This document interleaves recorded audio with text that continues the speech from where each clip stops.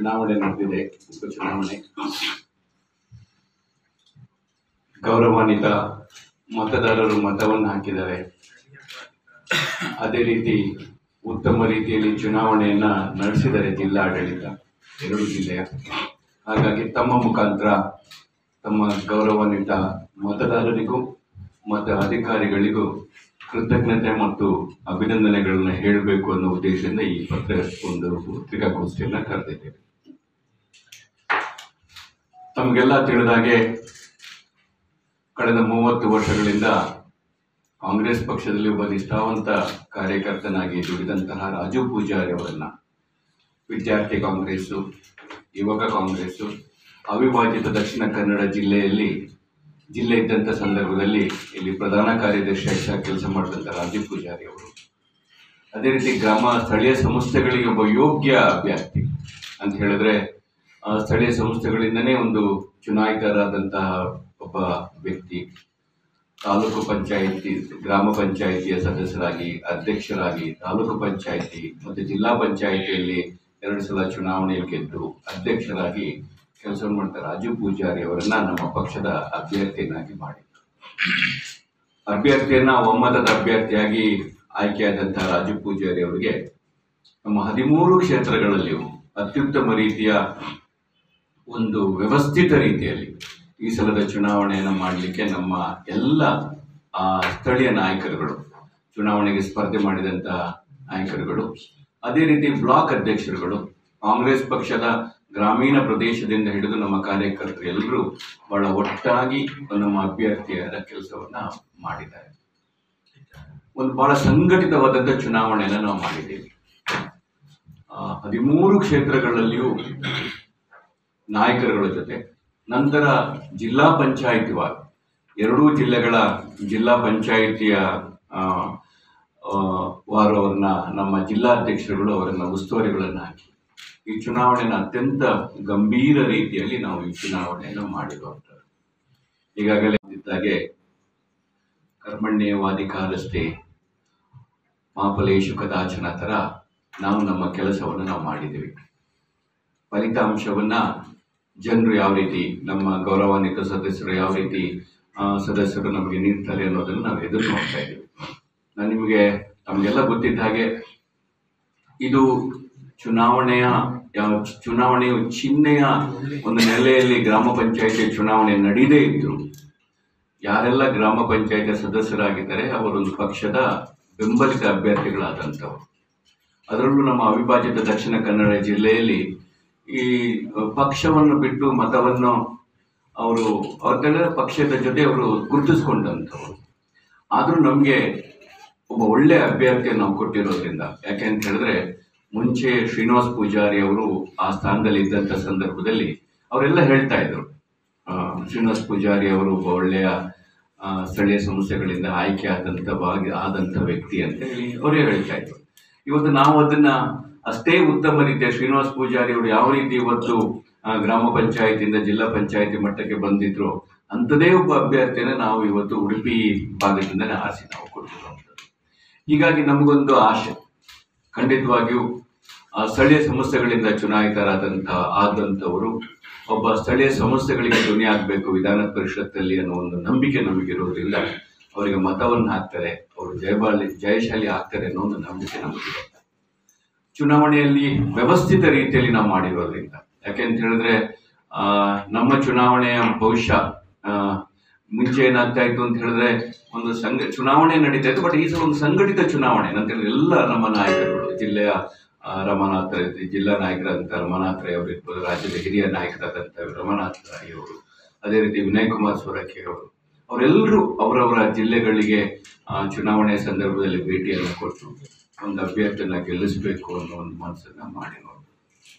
ಹಾಗಾಗಿ ನಾವು ಮತವನ್ನ ಕೇಳಲಿಕ್ಕೆ ಹೋದಂಥ ಸಂದರ್ಭದಲ್ಲಿ ಅದು ಅಭ್ಯರ್ಥಿಯ ಬಗ್ಗೆ ವಿರೋಧ ಪಕ್ಷದವರೇ ಹೇಳ್ತಾ ಇದ್ರು, ಒಬ್ಬ ಒಳ್ಳೆ ಅಭ್ಯರ್ಥಿನ ಈ ಸಲ ನೀವು ಕೊಟ್ಟಿದ್ದೀರಾ, ಕಣಕ್ಕಿಳಿಸಿದ್ದೀರಾ ಅನ್ನೋ ಮಾತನ್ನ ವಿರೋಧ ಪಕ್ಷದವರೇ ಹೇಳ್ತಾ ಇದ್ರು. ಆಮೇಲೆ ಈಗಾಗಲೇ ಅವರು ರಾಜು ಪೂಜಾರಿ ಅವರು ಒಂದು ಉತ್ತಮ ಜಿಲ್ಲಾ ಪಂಚಾಯಿತಿ ಅಧ್ಯಕ್ಷರಾಗಿ ಕೆಲಸವನ್ನು ಮಾಡಿದಂಥವ್ರು. ಹಾಗಾಗಿ ಒಂದು ಆಸೆ ಇದೆ, ಖಂಡಿತವಾಗಿ ನಾವು ಗೆಲ್ತೀವಿ ಅಂತೇಳಿ. ಪರ್ಚೇಸ್ ಮಾಡ್ಲಿಕ್ಕೆ ಆಗೋದಿಲ್ಲ, ಅವರನ್ನ, ಯಾಕಂದ್ರೆ ಅವ್ರೇನು ಪರ್ಚೇಸ್ ಕಮಾಡಿಟಿ ಅಲ್ಲ, ಗೌರವಾನ್ವಿತ ಸದಸ್ಯರು ಅವರೆಲ್ಲ. ಅವರನ್ನ ಭೇಟಿ ಮಾಡಿ ಅವರ ಮನವನ್ನ ಒಲಿಸ್ಲಿಕ್ಕೆ ನಾವು ನೋಡ್ಬೇಕೆ ಹೊರತು ಅದು ಅಮೌಂಟ್ ಕೊಡೋದು, ಪರ್ಚೇಸ್ ಕೊಡೋದು ಶಾಸಕರಿಗೆ ಮಾತ್ರ ತಮಗೆ ಬಿಟ್ಟಿದೆ ಸರ್. ಅದನ್ನ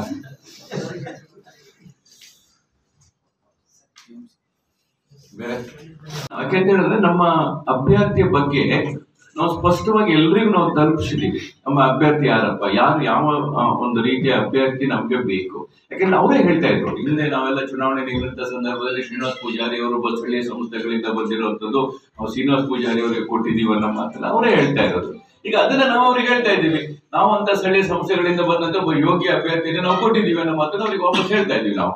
ಹಾಗಾಗಿ ಮತವನ್ನ ಕೊಡ್ಬೇಕು ಅಂತ ನಾವು ಮತವನ್ನು ಮನವಿ ಮಾಡ್ಕೊಂಡಿದ್ದೀವಿ.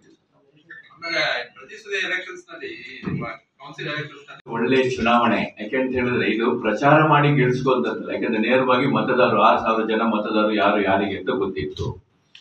ನಾವೇ ಈಗ ನಾನು ಜಿಲ್ಲಾ ಒಂದು ಕಾರ್ಯಾಧ್ಯಕ್ಷನಾಗಿ 13 ಕಡೆ ದೊಡ್ಡ ಸಭೆಗಳನ್ನ ನಾವೇ ಮಾಡಿರುವಂಥದ್ದು. ಅಲ್ಲಿಗೆ ಎಲ್ಲ ನಮ್ಮ ಚುನಾಯಿತ ಪ್ರತಿನಿಧಿಗಳನ್ನ ಮತ್ತೆ ನಮ್ಮ ವರಿಷ್ಠ ನಮ್ಮ ನಾಯಕರುಗಳನ್ನ ನಾವು ಕರೆದಿದ್ವಿ. ನಮ್ಮ ಜಿಲ್ಲಾ ಮಟ್ಟದ ನಾಯಕರುಗಳಿರ್ಬೋದು, ಮತ್ತೆ ಬ್ಲಾಕ್ ಮಟ್ಟಕ್ಕೆ ಸಂಬಂಧಪಟ್ಟ ಹಾಗೆ. ಮತ್ತೆ ಎರಡನೇ ಹಂತದಲ್ಲಿ ನಮ್ಮ ಜಿಲ್ಲಾಧ್ಯಕ್ಷರುಗಳು ಜಿಲ್ಲಾ ಪಂಚಾಯಿತಿ ಮಟ್ಟದಲ್ಲಿ ನಾವು ಒಬ್ಬೊಬ್ಬರ ಉಸ್ತುವಾರಿಯನ್ನು ಹಾಕಿದ್ವಿ. ಅವ್ರ ಜೊತೆ ಮಾಡಿ ಒಳ್ಳೆ ಸಿಸ್ಟಮ್ ಅಲ್ಲಿ ಈ ಸಲ ಚುನಾವಣೆ ಮಾಡಿದ್ವಿ ಸರ್. ಹಾಗಾಗಿ ದೊಡ್ಡ ಲೀಡರ್ ಅವ್ರನ್ನ ಕರ್ಕೊಂಡು ಬಂದು ಒಂದು ದಿವಸ ಮಾಡುವಂಥದ್ದೆಲ್ಲ ಇದೆಲ್ಲ ಅಂತ ಹೇಳ್ಬಿಟ್ಟು ಆಕ್ಚುಲಿ ನಮ್ಗೆ ಬರ್ಬೇಕಾ ಅಂತ ಕೇಳಿದ್ರು. ದಿನೇಶ್ ಗುಂಡ್ರಾಯರು ಬಂದಿದ್ರು. ದಿನೇಶ್ ಗುಂಡ್ರಾಯರು ಬಂದು ಒಂದು ದಿವಸ ಫುಲ್ ನಮ್ಮ ಸುಮಾರು 4 ಕ್ಷೇತ್ರಗಳಿಗೆ ಭೇಟಿಯನ್ನು ಕೊಟ್ಟಿದ್ರು ಅವರು. ನೆಕ್ಸ್ಟ್ ದಿವಸ ಬೆಳ್ತಂಗಡಿದು ಒಂದು ಪೋಸ್ಟ್ಪೋನ್ ಆಗಿತ್ತು, ಅದಕ್ಕೆ ನಾವೇ ಹೋಗಿದ್ವಿ. ಮೊನ್ನೆ ಲಕ್ಷ್ಮೀ ಹೆಬ್ಬಾಳ್ಕರ್ ಅವರು ಬಂದು ಉಡುಪಿಗೆ ಬಂದು ಉಡುಪಿಯಲ್ಲಿ ಅವರೆಲ್ಲ ನಮ್ಮ ಪಕ್ಷದ ನಾಯಕರುಗಳನ್ನು ಮತ್ತೆ ಇವ್ರನ್ನ ಭೇಟಿ ಮಾಡಿದ್ದಾರೆ ಸರ್. ಈ ರೀತಿಯ ಪ್ರಚಾರ ಸಭೆಗಳ ಸಂದರ್ಭದಲ್ಲಿ ಜಟ್ಕಲ್ಲು ಮತ್ತೆ ಕೆರಾಡಿ ಅವರು ಒಂದು ದಿವಸ ಅವರು ಉಡುಪಿಯ ಜಿಲ್ಲಾಧಿಕಾರಿ ಅವರ ಆಫೀಸ್ನ ಮುಂದೆ ಅವರು ಸತ್ಯಾಗ್ರಹ ಮಾಡಿದ್ರು. ಅವಾಗ ನಾವು ಅಲ್ಲಿಗೆ ಹೋಗಿ ನಾನು ಅವ್ರ ಹತ್ರ ಮಾತಾಡೋ ಸಂದರ್ಭದಲ್ಲಿ ಹೇಳ್ತಾ ಇದ್ರು, ಕಸ್ತೂರಿ ರಂಗನ್ ನಮಗೆ ಬಹಳ ತೊಂದರೆ ಆಗ್ತಾ ಇದೆ ಹಾಗೆ ಅಂತ ಹೇಳ್ತಾ ಇದ್ರು. ಈಗಾಗಲೇ ಕಸ್ತೂರಿ ರಂಗನ್ ಬಗ್ಗೆ ಹಲವಾರು ತಾವುಗಳೇ ಅದನ್ನೆಲ್ಲ ಬರ್ದಿದ್ದೀರಿ, ಏನಾಗಬೇಕಾಗಿತ್ತು ಏನಾಗಿದೆ ಅಂತ ಹೇಳಿ. ನಾವು ಅವ್ರ ಜೊತೆ ಹೇಳಿದ್ವಿ. ಆಮೇಲೆ ಅರಣ್ಯ ಸಚಿವರ ಹತ್ರ ನಾವು ಮಾತಾಡಿದಾಗ ಬಹಳ ಸ್ಪಷ್ಟವಾಗಿ ಹೇಳಿದ್ದಾರೆ, ನಾವು ಈ ವರದಿನ ನಾವು ಒಪ್ತಾ ಇಲ್ಲ, ಇದನ್ನ ಒಪ್ಪೋದಿಲ್ಲ ಅಂತ ಹೇಳಿದ್ದಾರೆ. ಮತ್ತೆ ಇದಕ್ಕೆ ಸಂಬಂಧಪಟ್ಟ ಹಾಗೆ ನಾನು ಈಶ್ವರ್ ಖಂಡ್ರೆ ಸಾಹೇಬ್ರ ಹತ್ರ ಮಾತಾಡಿದಾಗ ಅವರು ಹೇಳಿದ್ರು ನಮ್ಗೆ. ನಾನು ಜಟ್ಕಲಲ್ಲಿ ನಮ್ಮ ದೇವದಾಸ್ ಜಟ್ಕಲ್ ಅಂತ ಹೇಳ್ಬಿಟ್ಟು ನಮ್ಮ ಪಕ್ಷದ ಒಬ್ಬ ಹಿರಿಯ ಮುಖಂಡ, ನಾವು ಅವರನ್ನ ಭೇಟಿ ಮಾಡಿ ನಾವು ಹೇಳಿದ್ವಿ, ಸರ್ ಈಗಾಗಲೇ ಮಾಡಿದ್ವಿ, ದಯವಿಟ್ಟು ಯಾಕೆಂದ್ರೆ ಮತದಾನ ಒಂದು ಶ್ರೇಷ್ಠ ಮತದಾನ, ಅದು ಯಾವುದೇ ಮತದಾನದ ಹಕ್ಕನ್ನು ನಮಗೆ ಕೊಟ್ಟಿರ್ತಾರೆ. ನಾವು ಹಕ್ಕನ್ನ ಮಾಡಿ ನಾವು ಅದಕ್ಕೆ ಸರಿ ಕೇಳಬೇಕೆ ಹೊರತು ಹಕ್ಕನ್ನ ಬಹಿಷ್ಕರಿಸೋದ್ರಿಂದ ಅದು ಸರಿಯಾಗೋದಿಲ್ಲ ನಮ್ಮ ಮಾತನ್ಸ ನಾನು ಹೇಳಿದ್ದೆ. ಅದು ಹಲವಾರು ರಾಜಕೀಯ ಒತ್ತಡಗಳಿಂದ ಅವ್ರು ಹೇಳ್ತಾ ಇದ್ರು, ಅವರು ಬಹಳಷ್ಟು ಪ್ರಯತ್ನ ಮಾಡಿದ್ರು. ಆದ್ರೂ ಹಲವಾರು ಬಹುಶಃ ನಮ್ಮ ಜಿಲ್ಲಾಧ್ಯಕ್ಷರು ಒಂದ್ಸಲ ಅಲ್ಲಿಗೆ ಭೇಟಿ ಕೊಡಿ, ಕೆರಾಡಿಗೆ ಮತ್ತೆ ಅಲ್ಲಿಗೂ ಸಹ ಅವ್ರಿಗೂ ನಮ್ಮ ಅಶೋಕ್ ಕೊಡವರು ಸಹ ಭೇಟಿ ಕೊಟ್ಟಿದ್ರು. ಆದ್ರೆ ಅದನ್ನ ಮಾಡೋದಿಲ್ಲ, ಅದನ್ನ ಶಿಫಾರಸ್ ಮಾಡೋದಿಲ್ಲ ಅನ್ನೋ ಮಾತನ್ನ ಸ್ಪಷ್ಟವಾಗಿ ನಮ್ಮ ಸರ್ಕಾರದ ನಿಲುವು ಆಗಿದೆ ಸರ್. ಅದನ್ನ ಯಾವ ರೀತಿ ನಿಮಗೆ 2 ಜಿಲ್ಲಾ ಅಧ್ಯಕ್ಷರು, ಒಂದು ಹರೀಶ್ ಕುಮಾರ್ ಅವರು ಮತ್ತೆ ಅಶೋಕ್ ಕೊಡವರು ಬಹಳ ಸಂಘಟಿತವಾಗಿ ಅಂತಂದ್ರೆ ಉತ್ತಮ ರೀತಿಯಲ್ಲಿ ಚುನಾವಣೆಯನ್ನ ನಾಮಪತ್ರ ಹಾಕುವುದರಿಂದ ಹಿಡಿದು ಇವತ್ತಿನವರೆಗೆ ಇಡೀ ಜಿಲ್ಲೆಯಲ್ಲಿ ಸಂಚರಿಸಿ ಬ್ಲಾಕ್ ಕಾಂಗ್ರೆಸ್ಸಿನ ಅಧ್ಯಕ್ಷಗಳ ಮೂಲಕ ನಮ್ಮ ಗೌರವಾನ್ವಿತ ಸದಸ್ಯರುಗಳಿರ್ಬೋದು ಮತ್ತೆ ಗೌರವಾನ್ವಿತ ನಮ್ಮ ಪಕ್ಷದ ಎಲ್ಲ ನಾಯಕರುಗಳೊಂದಿಗೆ ಒಟ್ಟುಗೂಡಿ ಒಂದು ಉತ್ತಮ ರೀತಿಯ ಕೆಲಸವನ್ನು ಮಾಡಿದ್ದಾರೆ. ಉಡುಪಿಯ ಜವಾಬ್ದಾರಿಯನ್ನ ಜಯಪ್ರಕಾಶ್ ಹೆಗ್ಡೆ ಅವರಿಗೂ, ಅದೇ ರೀತಿ ನಮ್ಮ ಮಂಗಳೂರು ಕ್ಷೇತ್ರ, ದಕ್ಷಿಣ ಕನ್ನಡ ಮಂಗಳೂರು ಕ್ಷೇತ್ರದ ಜವಾಬ್ದಾರಿಯನ್ನ ನಮ್ಮ ಪದ್ಮರಾಜ ಪೂಜಾರಿ ಅವರಿಗೂ ನಾವು ವಹಿಸಿಕೊಟ್ಟಿದ್ವಿ.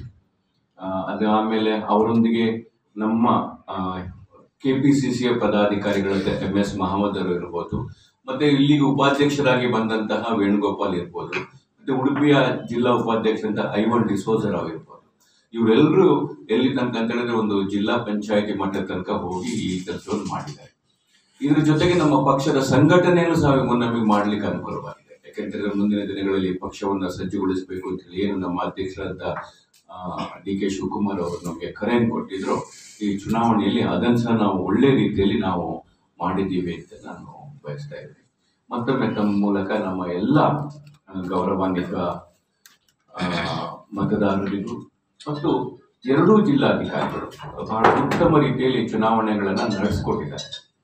ಅದೇ ರೀತಿ ಪೊಲೀಸ್ ಸಿಬ್ಬಂದಿಯವರು ಯಾವುದೇ ರೀತಿಯ ತಂಟೆ ತಕರಾರುಗಳಿಲ್ಲದೆ ಎರಡೂ ಜಿಲ್ಲೆಯ ಅವಿಭಾಜ್ಯ ದಕ್ಷಿಣ ಕನ್ನಡ ಜಿಲ್ಲೆಯ ಪೊಲೀಸ್ ಅಧಿಕಾರಿಗಳು, ಅದೇ ರೀತಿ ಇದಕ್ಕೆ ಸಂಬಂಧಪಟ್ಟ ಚುನಾವಣೆಗೆ ಸಂಬಂಧಪಟ್ಟಂತೆ ಎಲ್ಲ ಅಧಿಕಾರಿಗಳು ಒಳ್ಳೆಯ ಒಂದು ಚುನಾವಣೆಯನ್ನು ನಡೆಸಿಕೊಟ್ಟಿರೋದ್ರಿಂದ ತಮ್ಮ ಮೂಲಕ ಅವರಿಗೆ ಮತ್ತೊಮ್ಮೆ ಕರ್ನಾಟಕ ಪ್ರದೇಶ ಕಾಂಗ್ರೆಸ್ಸಿನ ಪರವಾಗಿ ಅವರಿಗೆ ಕೃತಜ್ಞತೆಗಳನ್ನು ಹೇಳ್ತಾ ಹಾಗೂ ಚುನಾವಣೆಯಲ್ಲಿ ಭಾಗವಹಿಸಿದ ಮತ್ತೆಲ್ಲ ಮತದಾರರಿಗೂ ಒಂದು ಕೃತಜ್ಞತೆಗಳನ್ನು ಹೇಳ್ತಾ ಮತ್ತೆಲ್ಲ ನಮ್ಮ ನಾಯಕರುಗಳಿಗೆ ಯಾರೆಲ್ಲ ನಮ್ಮ ಪಕ್ಷಕ್ಕೋಸ್ಕರ ಪಕ್ಷದ ಒಬ್ಬ ಅಭ್ಯರ್ಥಿಗೋಸ್ಕರ ದುಡಿದಿದ್ರು, ಯಾಕೆಂತ ಹೇಳಿದ್ರೆ ಬಹುಶಃ ಅವ್ರ ಪಕ್ಷದ ಟಿಕೆಟ್ ಸಿಗುತ್ತೆ ಅಂತ ಅವ್ರ ನಿರೀಕ್ಷೆಯಲ್ಲಿ ಸಹ ಇರಲಿಲ್ಲ. ಇವತ್ತು ನಾವೇ ಹುಡುಕಿ ಒಬ್ಬ ಒಳ್ಳೆಯ ಸ್ಥಳೀಯ ಸಂಸ್ಥೆಗಳಿಗೆ ಒಬ್ಬ ಅಭ್ಯರ್ಥಿ ಆಗಬೇಕು ಅನ್ನೋ ಉದ್ದೇಶದಲ್ಲಿ ಎರಡೂ ನಮ್ಮ ಜಿಲ್ಲಾ ಅಧ್ಯಕ್ಷರುಗಳ ಒಂದು ನೆರವಿನಿಂದ ಮತ್ತು ರಾಜ್ಯಾಧ್ಯಕ್ಷರು ಅದಕ್ಕೆ ಸಂಪೂರ್ಣವನ್ನು ಬೆಂಬಲವನ್ನು ಕೊಟ್ಟಿರೋದ್ರಿಂದ ನಾವು ಒಂದು ಒಳ್ಳೆಯ ಅಭ್ಯರ್ಥಿಯನ್ನು ನಾವು ಕೊಂಡಿದ್ವಿ. ಹಾಗಾಗಿ ಅವರೆಲ್ಲರಿಗೂ ಒಳ್ಳೆಯ ಅಭ್ಯರ್ಥಿಯನ್ನು ಕೊಟ್ಟಂಥ ಕರ್ನಾಟಕ ಪ್ರದೇಶ ಕಾಂಗ್ರೆಸ್ಸಿನ ಅಧ್ಯಕ್ಷರಿಗೂ ಮತ್ತು ನಮ್ಮ ರಾಷ್ಟ್ರದ ಅಧ್ಯಕ್ಷರಾದ ಮಲ್ಲಿಕಾರ್ಜುನ ಖರ್ಗೆ ಸಾಹೇಬರಿಗೂ ತಮ್ಮ ಮೂಲಕ ನಾನು ಕೃತಜ್ಞತೆಗಳನ್ನು ಹೇಳಲಿಕ್ಕೆ ನಾನು ಬಯಸ್ತೇನೆ. ಇದು ನಮ್ಮ ಯಾರು ಬಂದರೂ ಅವರಿಗೆ ವೆಲ್ಕಮ್ ಇದೆ, ಅದ್ರ ಬಗ್ಗೆ ಏನು ಯೋಚನೆನೇ ಇಲ್ಲ. ಈಗ ಸಿ.ಪಿ. ಯೋಗೇಶ್ವರ್ ಅವರು ಬರ್ತಾರೆ ಅಂತ ಹೇಳಿದಾಗ ನಮ್ಮ ಪಕ್ಷದ ಅಡಿಯಲ್ಲಿ ಅವರು ಚುನಾವಣೆಗೆ ಸ್ಪರ್ಧೆಯನ್ನ ಮಾಡುವಂಥದ್ದವರು. ಈಗ ಅವರವರ ಪಕ್ಷದ್ದು ಈಗ ಪತ್ರಿಕೆಗಳಲ್ಲಿ ನೋಡ್ಬೇಕಾದ್ರೆ ಹಗಲ್ ಕನಸಲ್ಲಿ ಯಾರು ಕಾಣ್ತಾ ಇದ್ದಾರೆ ಅನ್ನೋದನ್ನ ತಾವು ಇವತ್ತು ಹೇಳ್ಬೇಕಾಗಿ ಒಳ್ಳೆಯ ಕ್ವಶನ್ ಕೇಳಿದೆ. ಯಾಕೆಂತಂದ್ರೆ ಪ್ರತಿ ದಿವಸ ಒಳ್ಳೆ ಇದು ಶಾಸ್ತ್ರ ಹೇಳೋ ತರ ಇದು 28ಕ್ಕೆ ಬೀಳುತ್ತೆ, ಇದು 27ಕ್ಕೆ ಬೀಳುತ್ತೆ, ಇದು ಸೋಮವಾರ ಬರುತ್ತೆ, ದೀಪಾವಳಿ ಬಿಡುತ್ತೆ ಅಂತ ಇವ್ರು ಹೇಳ್ತಾ ಇದ್ರಲ್ಲ, ಈಗ ಅವ್ರು ಎಲ್ಲಿ ಬೀಳ್ತಾರೆ ಅಂತ ಅವ್ರನ್ನ ನಾವು ಇವತ್ತು ಕೇಳ್ಬೇಕಾಗಿದೆ. ಇವತ್ತು ಅವರು ಯಾರವರ ಕುಮಾರಸ್ವಾಮಿ ಅವರೇ ಹೇಳ್ತಾ ಇದ್ರು, ಇನ್ನು ನಮ್ಮ ಒಡಂಬಡಿಕೆಯ ಧರ್ಮವನ್ನ ಪಾಲನೆ ಮಾಡ್ತಾ ಇಲ್ಲ ಅಂತ ಹೇಳಿ. ನಾನು ಕೇಳ್ತಾ ಇದ್ದೀನಿ, ಇದೇ ಕುಮಾರಸ್ವಾಮಿ ಅವರು ಯಾವ ಧರ್ಮವನ್ನ ಪಾಲನೆ ಮಾಡಿದ್ರು ಅಂತ ಹೇಳ್ಬಿಟ್ಟು, ಇದೇ ಬಿಜೆಪಿ ಅವರಿಗೆ ಅವ್ರು ಯಾವ ರೀತಿ ಕೈಯನ್ನು ಕೊಟ್ಟಿದ್ರು, ಅಥವಾ ನಾವು ಅವ್ರನ್ನ ಕೈ ಹಿಡಿದಾಗ ನಮಗೆ ಯಾವ ರೀತಿ ಮಾಡಿದ್ರು, ಈಗ ಯಾರ ಜೊತೆ ಅವ್ರು ಇದ್ದಾರೆ, ಇದ್ರ ಬಗ್ಗೆ ಕುಮಾರಸ್ವಾಮಿ ಅವರು ಯೋಚನೆ ಮಾಡ್ಬೇಕು. ಹಗಲ್ ಕನಸು ನಾವು ಕಾಣ್ತಾ ಇಲ್ಲ ಸ್ವಾಮಿ, ಅವ್ರು ಹಗಲ್ ಕನಸನ್ನು ಕಾಣ್ತಾ ಇದ್ದಾರೆ, ಏನಾಗ್ಬೋದು ಅಂತ ಹೇಳ್ಬಿಟ್ಟು.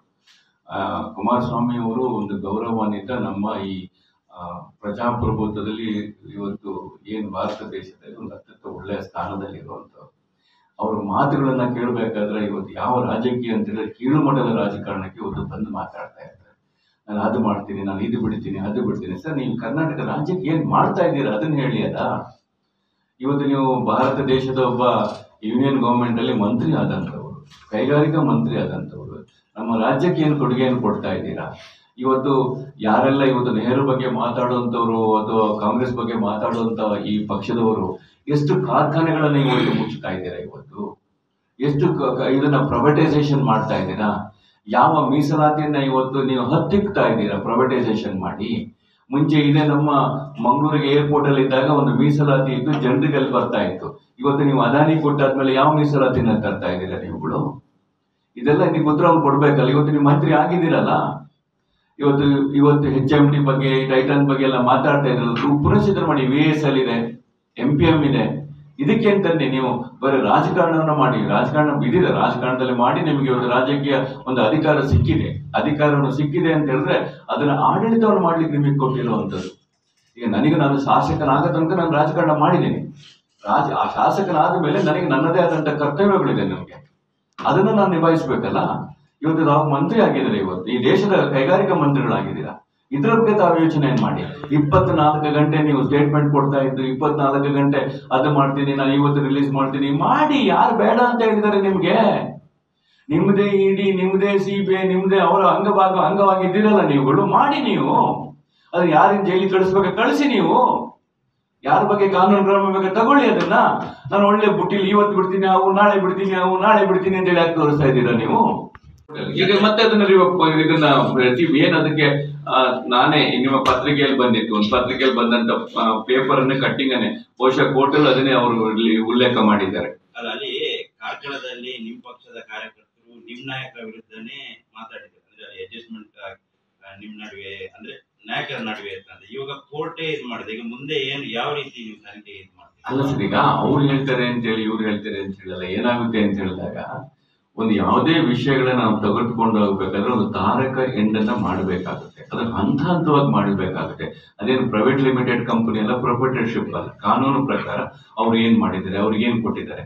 ಅದ್ರ ಪ್ರಕಾರ ನಾವು ಕೋರ್ಟಿಗೂ ನಾವು ಕೇಸ್ನ ಮುಖ್ಯಮಂತ್ರಿಗಳನ್ನ ಭೇಟಿ ಮಾಡಿದ್ರು, ಮುಖ್ಯಮಂತ್ರಿಗಳು ಅದನ್ನ ಕೇಸನ್ನ ಮಾಡಿದ್ದು ಬರ್ದಿದ್ರು. ಕೂಡಲೇ ಅಲ್ಲಿಗೆ ಸಂಬಂಧಪಟ್ಟಂತವ್ರು ಎದುರು ಪಾರ್ಟಿಯವರು ಅದ್ರ ಬಗ್ಗೆ ಹೈಕೋರ್ಟಿಗೆ ಹೋಗಿದ್ರು. ಈಗ ಹೈಕೋರ್ಟ್ ಇನ್ನೊಂದು ವಜಾ ಮಾಡಿದ್ದಾರೆ, ಮತ್ತೆ ತನಿಖೆ ಮಾಡಿದ್ದಾರೆ. ತನಿಖೆ ಮಾಡಬೇಕು CIDಗೆ ಅಂತೇಳಿ ಸ್ಪಷ್ಟವಾಗಿ ಕೊಟ್ಟಿದ್ದಾರೆ ಸರ್. ಅದರಲ್ಲಿ ತನಿಖೆ ಹಾಗೆ ಆಗುತ್ತೆ. ಅದು ಅಡ್ಜಸ್ಟ್ಮೆಂಟ್ ರಾಜಕಾರಣ ಏನಿದೆ ಅದರಲ್ಲಿ? ಅದರಲ್ಲಿ ಅಡ್ಜಸ್ಟ್ಮೆಂಟ್ ರಾಜಕಾರಣ ಮಾಡೋದಷ್ಟೇ ಸರ್. Thank you sir. ತನಿಖೆ ಅವರು ತನಿಖಾಧಿಕಾರಿಗಳು ಕೇಳಬೇಕು, ಇಲ್ಲ ನನ್ನ ಹತ್ರ ಕೇಳಿದ್ರೆ ಮಾಡ್ಬೇಕು, ಕ್ರಮ ತಗೊಳ್ಬೇಕು ಅಂತ ಇದ್ರೆ ತಗೊಳ್ಳಿ ಅದನ್ನ. ಇವತ್ತು ಅವ್ರ ಸ್ಟೇಟ್ಮೆಂಟ್ ತಾವುಗಳು ನೋಡಿದ್ರೆ ಯಾವ್ಯಾವ ರೀತಿಯ ಸ್ಟೇಟ್ಮೆಂಟ್ಗಳನ್ನು ಕೊಡ್ತಾ ಇದೆ ಅವ್ರ ಜೊತೆ ಅಂತ ಹೇಳ್ಬಿಟ್ಟು. ಹಾಗಾಗಿ ಅವ್ರ ಬಗ್ಗೆ ಅಷ್ಟೇ ಸರ್. ಈ ಉಪಯೋಗಿಸೋದು ಯಾರು ಬರ್ತಾರೆ ಅಂತ ಹೇಳಲ್ಲ, ಕಾಂಗ್ರೆಸ್ ಒಂದು ರಾಜಕಾರಣದಲ್ಲಿ ಯಾರ್ಯಾರು ಅವರವರ ಪಕ್ಷದ ಒಂದು ಧರ್ಮದ ಸಿದ್ಧಾಂತಗಳನ್ನ ನಂಬಿ ಬರ್ತಾರೆ ಅದನ್ನ ಮಾಡ್ತಾರೆ. ಈಗ ಅವರು ರಾಜಕೀಯ ಅವ್ರು ಹೇಳಿದ್ರಲ್ಲ, ಯಾವ್ದು ನಾವು ಸನ್ಯಾಸಿ ಎಲ್ಲ ರಾಜಕಾರಣ ಮಾಡ್ತಾ ಇದೀವಿ ಅಂತೇಳಿ. ಅವ್ರು ರಾಜಕಾರಣ ಮಾಡ್ಬೇಕು, ನಾವು ರಾಜಕಾರಣ ಮಾಡೋದು ಬೇಡವಾ? ನಾವು ಮಾಡ್ತೀವಿ ರಾಜಕಾರಣವನ್ನ, ಕಾಂಗ್ರೆಸ್ ಪಕ್ಷ ಮಾಡುತ್ತೆ ಸರ್ ರಾಜಕಾರಣಕ್ಕೋಸ್ಕರ ಒಂದು ದಿನದಲ್ಲಿ ಪಕ್ಷದ ಸಿದ್ಧಾಂತ. ಈಗ ಅವ್ರುಗಳು ಸರ್, ಈಗ ನೀವು ಹೇಳಿ ಅವ್ರುಗಳು ಪಕ್ಷದ ಸಿದ್ಧಾಂತವನ್ನು ಅವ್ರು ಯಾವ ರೀತಿ ಮಾಡಿದ್ರು? ಅಜಿತ್ ಪವಾರ್ ಬಗ್ಗೆ ಅವ್ರೇನ್ ಹೇಳಿದ್ರು? ಅವ್ರು ವಾಷಿಂಗ್ ಮಿಷಿನ್ ಆದ್ರ ಅವರು ಅಲ್ಲ, ಒಂದೇ ತರ ಅಲ್ಲ. ಈಗ ನಾವು ಹೇಳ್ತಾ ಇರೋದು ಅವ್ರದಲ್ಲ, ಅವ್ರುಗಳು ಯಾವ ರೀತಿ ಮಾಡ್ತಾ ಇದ್ರು, ಇದ್ದಂತ ಸರ್ಕಾರಗಳನ್ನು ಉಳಿಸ್ತಾ ಇರ್ಲಿಲ್ವ ಅವ್ರುಗಳು ಮಾಡ್ತಾ ಇರೋ ಬಗ್ಗೆ ನಾವು ಸುಮ್ಮನೆ ಕುತ್ಕೊಳ್ಳಿಕ್ಕಾಗುತ್ತಾ? ಈಗ ಶ್ರೀಪ್ರಕಾಶ್ ಕಾಂಗ್ರೆಸ್ ಪಕ್ಷದಲ್ಲಿ ಇದ್ದಂತ ಹೋದಂತವ್ರೆ, ಅವ್ರು ಕಾಂಗ್ರೆಸ್ ಪಕ್ಷದಲ್ಲಿ ಇತ್ತು, ಅವ್ರು ಇಂಡಿಪೆಂಡೆಂಟ್ ಆಗಿದ್ರು. ಈಸ್ ಎ ಲೀಡರ್, ಒಬ್ಬ ಲೀಡರ್ ಆಗಿ ಬೆಳೆದಂತೂ ಬಂದಂತವ್ರು, ಅವರು ಇಂಡಿಪೆಂಡೆಂಟ್ ಲೀಡರ್ ಆಗಿ ಬಂದಂತವ್ರು. ಅವ್ರೇನು ಬಿಜೆಪಿಯಲ್ಲಿ ಇದ್ದಂತವ್ರು ಅಲ್ಲಿ ಜನತಾ ಪಕ್ಷದಲ್ಲಿ ಇದ್ದಿರೋದು. ಈಗ ಅವರು ರಾಜಕಾರಣವನ್ನು ಮಾಡ್ಬೇಕು ಅಂತ ಹೇಳಿದಾಗ ನಾವು ಚೆಸ್ ಆಟದಲ್ಲಿ ನಾವು ಕಬಡ್ಡಿ ಆಡ್ಲಿಕ್ಕಾಗುತ್ತೆ, ಚೆಸ್ ಆಡ್ಬೇಕು ನಾವು. ಚೆಸ್ ಹಾಗೇನಿಲ್ಲ, ಬೇಕೇ ಬೇಕು ಅಂತೇನಿಲ್ಲ. ಒಂದು ವೇಳೆ ಅವ್ರು ನಿಲ್ತಾರೆ ಬರ್ತಾರೆ ಕೊಡುತ್ತದ್ದು ಅಲ್ಲ, ನಮಗೇನು ಅನಿವಾರ್ಯತೆ ಏನಿಲ್ಲ. ಅವರು ಬರೋರಿಗೆ ನಾವೇನು ಬೇಡ ಅಂತ ಏನ್ ಹೇಳೋದಿಲ್ಲ. ಅದು ನಾನು ಹೇಳ್ತಾ ಇದ್ದೀನಿ ಸರ್, ಬರ್ತೇನೆ ಅನ್ನೋರಿಗೇನು ಬೇಡ ಅನ್ಲಿಕ್ಕಾಗುತ್ತಾ? ಈಗ ನಿಮ್ಮ ಪಕ್ಷದ ಸಿದ್ಧಾಂತಗಳನ್ನ ಸೇರಿ ಬರ್ತೀನಿ ಅನ್ನುತ್ತಾರೆ, ನಾವೇನ್ ಬೇಡ ಅನ್ಲಿಕ್ಕಾಗುತ್ತಾ ಅವಾಗ? ಅದ್ರ ಬಗ್ಗೆ ಗೊತ್ತಿಲ್ಲ ಸರ್, ನನಗೆ ಗೊತ್ತಿಲ್ಲ ಅದ್ರ ಬಗ್ಗೆ. I don't know all these things, but ನಾವು ಹೇಳಿದ್ದಕ್ಕೆ ಹೇಳಿದ್ದು. ಪೊಲೀಸ್ ವಸತಿ ಶಾಲೆಗೋಸ್ಕರ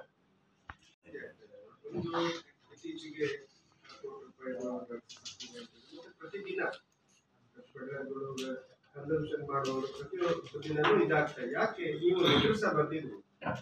ಈಗ ಅದಕ್ಕೆ ಪ್ರಥಮವಾಗಿ ನಾವು ಪತ್ರಕರ್ತರು ನಿಮಗೆ ಅಭಿನಂದನೆಗಳನ್ನು ತಿಳಿಸ್ಬೇಕು. ಯಾಕೆಂದ್ರೆ ಪತ್ರಿಕೆಗಳಲ್ಲಿ ಒಂದು 2-3 ಸಲ ಅದನ್ನು ಬಹಳ ದೊಡ್ಡದಲ್ಲಿ ಬರೆದ್ರು. ಅದನ್ನ ಅಟ್ಯಾಚ್ಮೆಂಟ್ ಮಾಡಿ ನಾನು ಗೃಹ ಮಂತ್ರಿಗಳಿಗೆ ನಾನು ಗಮನಕ್ಕೆ ತಂದಿದ್ದೆ. ಅದೇ ರೀತಿ ಇಲ್ಲಿಯ ನಮ್ಮ ಕಮಿಷನರ್ ಅವರಿಗೂ ಮತ್ತೆ IG ಅವರಿಗೂ ಪತ್ರವನ್ನು ಬರೆದಿದ್ದೆ. ಅವಾಗ ಕೆಲವರು ಅಂತ ಕೇಳಿದ್ರು, ನೀನೇನು ಸರ್ಕಾರದ ವಿರುದ್ಧನೇ ಇದನ್ನು ತಗೊಳ್ಳಾಗಿ ಇದೆ ಅನ್ನೋ ಮಾತನ್ನು ನನಗೆ ಹೇಳಿದ್ರೆ ಪತ್ರಿಕೆಯಲ್ಲಿ ಬಂದಂಥ ಸಂದರ್ಭದಲ್ಲಿ ಬಹಳ ಸ್ಪಷ್ಟವಾಗಿ ಉತ್ತರ ಕೊಟ್ಟಿದ್ದೆ. ಅದಕ್ಕೆ ನಾನು ಪಕ್ಷ ಯಾವ್ದಾದ್ರೆ ಏನಂತೆ, ಮಕ್ಕಳು ನಮ್ಮವರು, ಯಾವುದೇ ಕಾರಣಕ್ಕೂ ಅವರನ್ನ ರಕ್ಷಣೆ ಮಾಡೋದು ನಮ್ಮ ಕರ್ತವ್ಯ ಅಂತ ಹೇಳಿ ನಾನು ಪತ್ರವನ್ನು ಬರೆದ ನಂತರ ನನಗೆ ಸುಮಾರು ಜನ ಪೊಲೀಸಿನ ಹಿರಿಯ ಅಧಿಕಾರಿಗಳು ನನಗೆ ಫೋನಲ್ಲಿ ಮಾಡಿ ಕೇಳ್ತಾ ಇದ್ರು, ನಿಮ್ಗೆ ಯಾರು ಇದ್ರ ಬಗ್ಗೆ ನಾನು ಇದೆಲ್ಲ ಪತ್ರಕರ್ತರು ಬರ್ದಿರೋದು ನಿಮಗೆ ನಾನು ಇದರಲ್ಲಿ ಅಟ್ಯಾಚ್ ಮಾಡಿರುವಂಥದ್ದು ಪತ್ರಿಕೆಯಲ್ಲಿ ಬರ್ತಾ ಇದೆ. ಈ ಹಲವಾರು ಇದರಲ್ಲಾಗಿದೆ. ಎಲ್ಲಿ ತನಕ ಅಂತಂದ್ರೆ ಕೆಲವರಿಗೆ ಅವಿಭಜಿತ ದಕ್ಷಿಣ ಕನ್ನಡ ಕಾಲೇಜುಗಳಲ್ಲಿ ಈಗ ಮಕ್ಕಳನ್ನ ಸೇರಿಸ್ಬೇಕೋ ಬೇಡ ಒಂದು ಕ್ವಶನ್ ಮಾರ್ಕ್ಸ್ ಬರ್ತಾ ಇದೆ ಅನ್ನೋ ಮಾತನ್ನು ನನಗೆ ಹೇಳಿದ್ದೆ. ನಾನು ಅದನ್ನ DG ಅವರು ಬಹಳ ಸೀರಿಯಸ್ ಆಗಿ ತಗೊಂಡಿದ್ದಾರೆ. ಅಲೋಕ್ ಮೋಹನ್ ಅವರು ಅದನ್ನ ಬಹಳ ಸೀರಿಯಸ್ ಆಗಿ ತಗೊಂಡು ನಾನು ಅವ್ರನ್ನ ಖುದ್ದು ಭೇಟಿ ಮಾಡಿ ಮತ್ತೆ ನಿರ್ದೇಶನವನ್ನು ಕೊಟ್ಟಿದ್ದಾರೆ. ಇದನ್ನು ಯಾವುದೇ ಕಾರಣಕ್ಕೂ ಇದನ್ನು ಸಹಿಸ್ಲಿಕ್ಕೆ ಆಗೋದಿಲ್ಲ. ಇದಕ್ಕೆ ಇವರು ಅವ್ರ ಸರ್ಕಾರ ಇರ್ಬೋದು, ಆ ಅಧಿಕಾರಿ ಇರ್ಬೋದು, ಈ ಅಧಿಕಾರಿ ಇರೋದಿಲ್ಲ.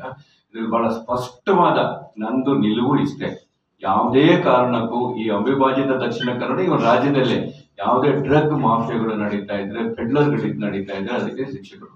ಅದಕ್ಕೆ ಅವ್ರು ನನಗೊಂದು ಮಾತು ಹೇಳ್ತಾ ಇದ್ರು ಅಂತ ಹೇಳಿದ್ರೆ, ಇಲ್ಲ ನಮ್ಮ ವರಿಷ್ಠ ಪೊಲೀಸ್ ಅಧಿಕಾರಿಗಳು ನಾವು ಎಷ್ಟೇ ಹಿಡಿದ್ರು ಅವ್ರನ್ನ ಮತ್ತೆ ಮೇಲೆ ಬಿಡ್ತಾ ಇದ್ದಾರೆ, ಅದಕ್ಕೆ ಕೇಸಿನ ಬಹಳ ಸಣ್ಣ ಕೇಸನ್ನ ಹಾಕಿ ಅದನ್ನ ಬಿಡ್ತಾ ಇದ್ದಾರೆ ಅನ್ನೋ ಮಾತನ್ನು ಹೇಳ್ತಾ ಇದ್ರು. ಇದನ್ನ ನಾನು ಈ ಸಲದ ಕೌನ್ಸಿಲ್ ಅಲ್ಲಿ ಇದನ್ನ ತರಬೇಕು ಅಂತ ಇದ್ದೇನೆ. ಇದನ್ನ ಈ ಡ್ರಗ್ಗೆ ಯಾವ್ದಾದ್ರು ಕಾನೂನಿನಲ್ಲಿ ತಿದ್ದುಪಡಿಯನ್ನ ತಂದುಬಿಟ್ಟು ಸ್ಪೆಷಲ್ ಏನಾದ್ರು ತರಬೇಕು ಅನ್ನೋ ವಿಷಯದಲ್ಲಿ ನಾನು ನಮ್ಮ ಇವ್ರ ನ್ಯಾಯವಾದಿಗಳ ಹತ್ರ ಎಲ್ಲರೂ ಮಾತಾಡಿ ಈ ಸಲ ಅದನ್ನ 62 ಅಥವಾ 330 ಅದನ್ನ ತಂದು ಒಂದು ಡಿಸ್ಕಸ್ ಮಾಡ್ತೀನಿ ಅನ್ನೋದನ್ನ ಹೇಳ್ತಾ ಇದ್ದೀನಿ. ಇನ್ನೊಂದು ಇವತ್ತೊಂದು ಪತ್ರಿಕೆಯಲ್ಲಿ ನಾನು ನೋಡಿದೆ, 7 ಪೊಲೀಸ್ ಮಕ್ಕಳಿಗೆ ಶಾಲಾ ಇದನ್ನ ರಾಜ್ಯದಲ್ಲಿ ಕೊಡ್ತೀವಿ ಅಂತ ಹೇಳಿ. ನಾನು ಈಗಾಗಲೇ ಮುಖ್ಯಮಂತ್ರಿಗಳಿಗೆ ಪತ್ರವನ್ನು ಬರೀಬೇಕು ಅಂತಿದ್ದೀನಿ. ಅಂತ ಒಂದು ಶಾಲೆಯನ್ನ ಅವಿಭಾಜಿತ ದಕ್ಷಿಣ ಕನ್ನಡ ಜಿಲ್ಲೆಯ ಒಂದು ಎಲ್ಲಾದ್ರೂ ಒಂದು ಉಡುಪಿಯಲ್ಲೋ ಅಥವಾ ಉಡುಪಿಯಲ್ಲಾದ್ರೆ ನಮ್ಮ ಕುಂದಾಪುರದಲ್ಲೋ ಅಥವಾ ಮಂಗಳೂರಲ್ಲಾದ್ರೆ ಇದರಲ್ಲಿ ಪುತ್ತೂರಲ್ಲಿ ಎಲ್ಲಾದ್ರೂ ಅಂತ ಒಂದು ವಸತಿ ಶಾಲೆಯನ್ನ ನಮಗೆ ಕೊಡಬೇಕು. 7ರಲ್ಲಿ ಒಂದನ್ನ ಕರಾವಳಿ ಭಾಗಕ್ಕೆ ತಾವು ಮೀಸಲಿಡಬೇಕು ಅಂತ ಹೇಳಿ ಒಂದು ಮನವಿಯನ್ನು ಮಾಡಬೇಕು ಅಂತ ಹೇಳಿ ಈಗಾಗಲೇ ಅದ್ರ ಬಗ್ಗೆ ನಾನು ಯೋಚನೆಯನ್ನು ಸಹ ಮಾಡಿದ್ದೇನೆ.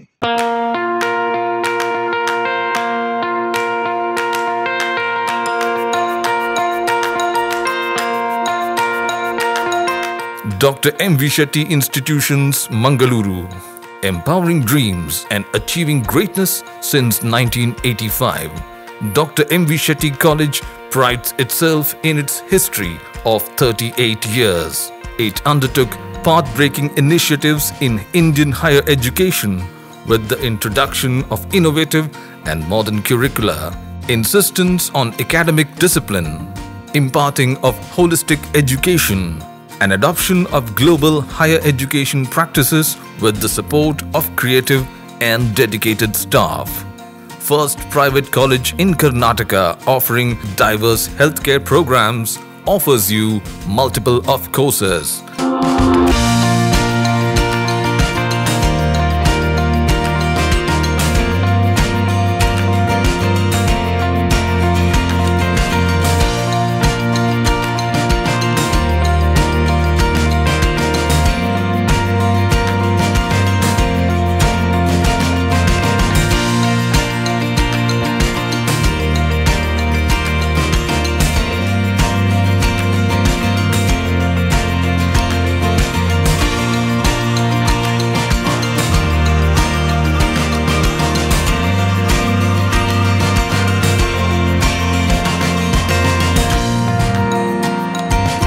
Dr. M.V. Shetty Institutions is a nurturing ground for an individual's holistic development to make effective contribution to the society in a dynamic environment. Dr. M.V. Shetty Institutions, Kavu Road, Vidyanagar, Mangalore, Karnataka 575013. Contact 0824 248 1048, 0824 248 1096. Website www.mvshettycolleges.edu.in. ಸುದ್ದಿ channel ಕ್ಷಣ ಕ್ಷಣದ ಸುದ್ದಿಗಾಗಿ